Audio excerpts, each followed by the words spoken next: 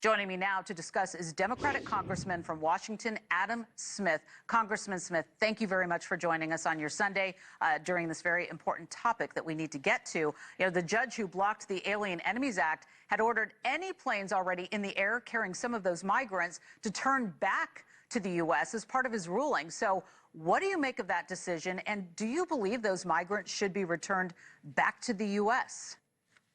Well, we get two separate issues here. One, I think without question, we have a problem with a lot of undocumented people in this country and a lot of gang activity. I think it's a problem we need to get after.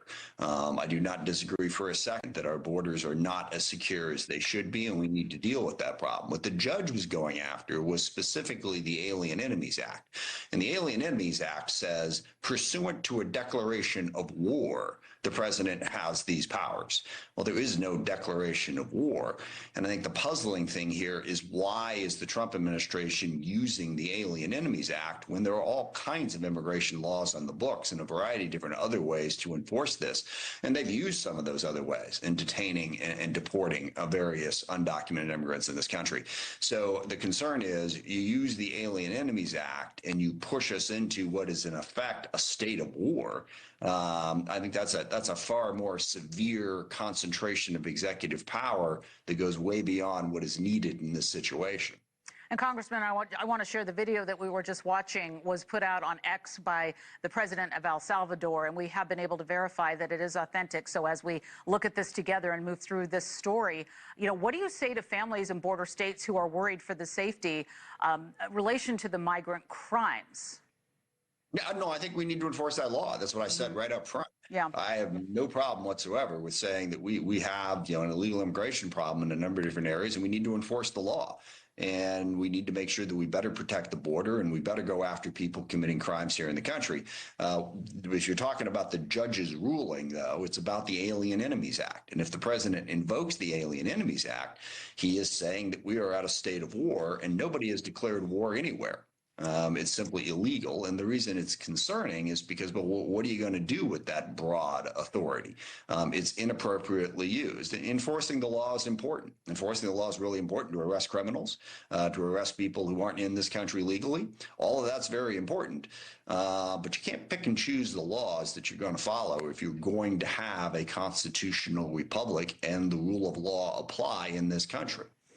You know, I also wanted to ask you, while I have you, about the Department of Veterans Affairs. Secretary Doug Collins was just on the Hill Sunday, and I want to play you what he said and get your reaction on the other side. Let's take a listen. Reports tell us what we know. The VA is broken, but we're not going to be the whipping post anymore. Yeah. We're not going to be the people that say, you know, VA, you're bad, you're not doing this, your wait times are terrible. But then when we start to do something, oh, you can't touch VA. Well, we're not going to be that person anymore. We're not going to be that department. You're not going to scare my veterans, and you're not going to scare my employees. We're going to do this in a way that helps them. So the Department of Veterans Affairs is planning a reorganization that includes cutting jobs. So would you say this is privatizing the Veterans Affairs Department? Well, I can tell you go ahead. I can tell you firsthand that what they're doing here is not helping the veterans. I mean, I don't disagree with Doug Collins saying, you know, and I have a large VA hospital in the middle of my district. I work with veterans and various other veteran service organizations a lot. It goes up and down depending on leadership at the VA. We need to improve services, but firing 70,000 people and blocking existing programs, that's not improving services to veterans. And I can give you firsthand instances. We had several dozen people at the VA who were quickly fired without much notice. We had accounts that people at the VA rely on to pay for programs and medical services for veterans that were frozen, so that veterans literally did not get care that they were expecting to get because the people weren't there to provide it and the accounts weren't there to pay for it. That's not improving services for veterans. Now, if Secretary Collins wants to do that, I'm all in. Let's make government more efficient and more effective. But that's the big problem with the DOGE and what Donald Trump and Elon Musk is doing. I see no evidence that any of this is making the federal government more efficient and more effective. They're randomly firing tens of thousands of people, freezing accounts and freezing programs. You want to come in and say, hey, we got this group of people that aren't providing effective services. They need to go. You want to say we've got all these rules, all these regulations that are blocking services. We're going to get rid of those regulations so the services can get to our veterans and to other people in this country better.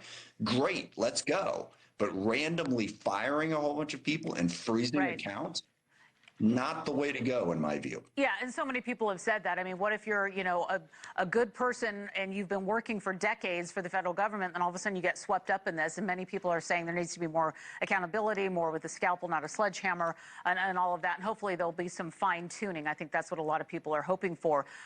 Sure. Go ahead.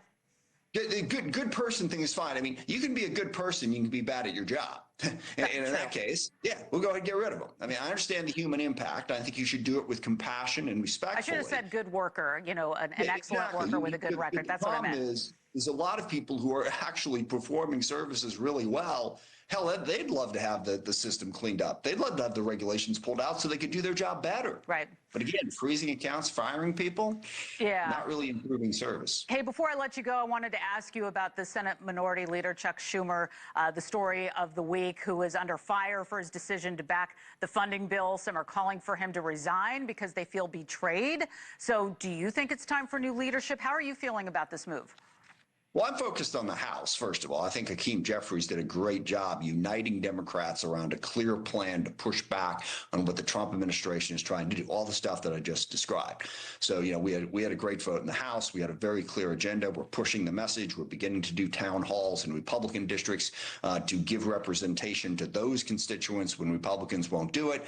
I'm not really going to get into analyzing what the senators ought to do with their leadership. I do think they should have had a more consistent message. I don't think Senator Schumer gave them that consistent message. Second, I think people didn't realize that the Senate was in a really bad spot, having to choose between approving that budget or taking an action that would have led to a government shutdown.